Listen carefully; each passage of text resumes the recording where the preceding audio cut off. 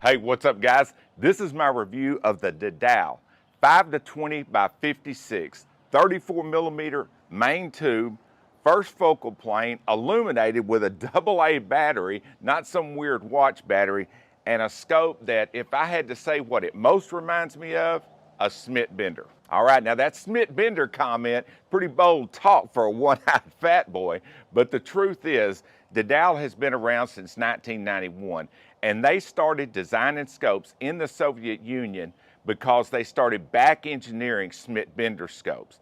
Everything about this screams Smith Bender. As a matter of fact, if somebody had sent me this scope and there was no identification on it of any kind, I would have assumed it's the new Smith Bender. That's how nice this thing is. I'm talking about the glass, the image you get out of it, the very simple reticle. It is just a freaking beast, absolute beast. This thing kicks ass 100%. All right, now here's what I'm gonna do. I'm gonna show you this thing up close, then we'll go to the range, I'll show you how it works, and then I'll be right back.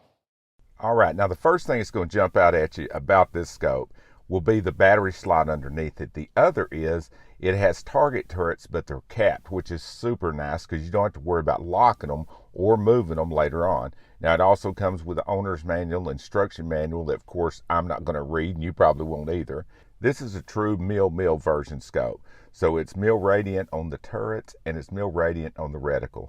Now the eyepiece on this thing is as smooth as you would ever expect on any tier 1 scope, along with the magnification. Now one thing that I really like about this, you don't have to worry about grabbing one particular grooved ring to turn it. You just grab the whole eyepiece and the whole eyepiece turns to adjust the magnification. Super handy when it's cold outside and you're wearing gloves. Now the battery for the illumination goes right here. Like I say, a regular AA battery, which is super freaking nice. You don't have to run into the drugstore trying to find some oddball battery to fit your illumination. If you're out anywhere and you don't have AA batteries, you're not a real guy. Now when you seal this thing up, everything is sealed with O-rings and it's made out of really nice machined aluminum. You're not gonna mess it up. Now right here it has the push button illumination on the side and it's truly digital. You push it and hold it to change the illumination. After 30 minutes it goes dark. If you're not using it, there's a look at the illumination. It has another trick up its sleeve. It's got an anti-cant built into it. You push it and hold it for about 8 seconds and it activates the anti-cant. You get off by about a degree and it flashes at you to let you know that you're not level anymore, which will make sure you're more precise downrange. Now on the side focus, it's got numbers on it, but it's not calibrated in yardage like some of the others are. You just set it up and go for it. Check out the turrets. Now that's what good, solid, crisp turrets sound and feel like. Again, this thing reminds me more of a Smith Bender PM than any scope I've ever tested. It also has a zero stop that you don't have to remove the turret to access. You just turn the screw down till it gets a little bit snug. Turn it and it'll go exactly 4 clicks past the zero stop. Now a lot of guys want a zero stop to stop dead on zero, but this thing will stop right there and you just turn it back. That way if you do get something a little bit closer, you got just a little wiggle room.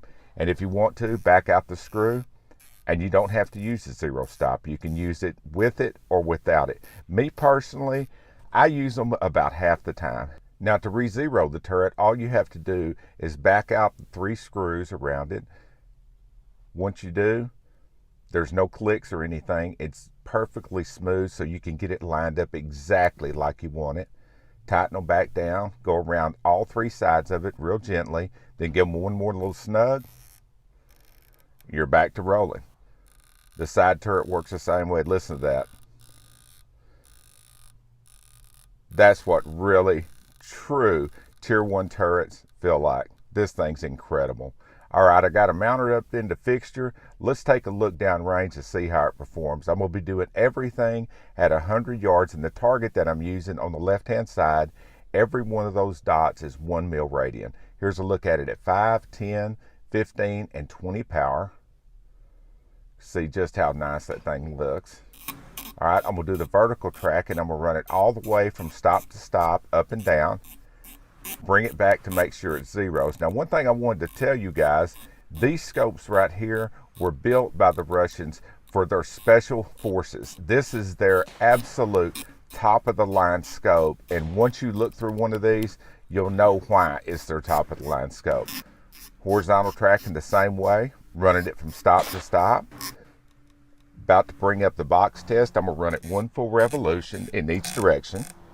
Then when I finish with the box test, what I'm gonna do is bring up my precision test. I'm gonna do the turret values, run it 1 mil radiant up and down, and make sure it'll return to 0.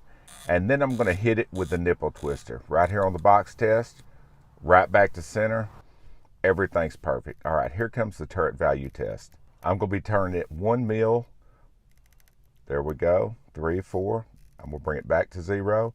Then I'm gonna run it 4 mils up and down. Now as I do this, watch how every hash mark also lines up, right on the dots. This thing is the epitome of precision. I love this scope. I just don't know another way to say it. I test a ton of scopes on my channel. This one is as nice as anything I've ever tested, period, no exceptions. It's that good a scope. All right, here it goes, guys. The mighty nipple twister. Now it says number 1 for a reason. I'm gonna do this twice. This is a scope brand that's gonna be new to a lot of guys, and I wanna make sure that it's gonna perform like it should for its price point. And believe me guys, it does. All right, there I go with the fire starter. The fire starter is really hell on turrets, but I love doing that test on these things. All right, I'm gonna bring everything back to 0. Make sure I got it the right number of rotations. There we go. 1 more click on the top to get it squared up. Exactly where it started. Do it one more time, Daddy. All right, here it is with the second nipple twister. Again, I'm just going nuts at it, torturing the hell out of this scope the very best I can. The cool thing about it when I do this, the fixture that I have on my scope, there's no way that you can mess it up. There's no way it's gonna move. Any movement that you'll see is strictly in the scope. Another thing that's really nice about this scope, I don't think I touched on enough, was the actual finish on the outside of it. It is just gorgeous the way this thing is put together. Here we go. Right back to center. Nailed it. All right, and if you want to know more about these scopes, give Brian a call at Edgunwest. He'll answer all the questions you have about this or any of the other Dedal scopes. I wish I had a better vocabulary to let you guys know just how awesome this scope. It is a true Tier 1 scope. Thanks for watching, guys.